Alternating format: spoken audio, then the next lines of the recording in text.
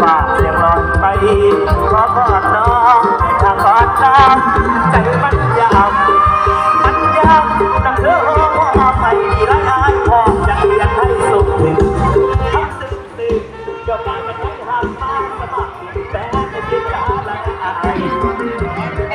หรือว่าผู้ชายในสเปคบอกมีผู้มามองเรา1 2 3 4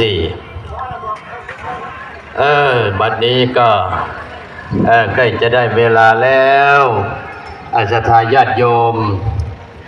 ทุกท่านทุกคนที่จะเดินทางไปร่วม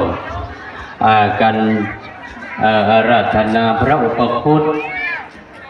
ไปเชิญพระเวทสันดรเข้าบ้านเข้าเมืองร่วมกันก็เตะตัวออกมาเด้อศรัทธาญาติโยมไปทางบ้านตัวดีให้ได้เวลา15 นาฬิกาโดยประมาณเราก็จะได้เคลื่อนขบวนไป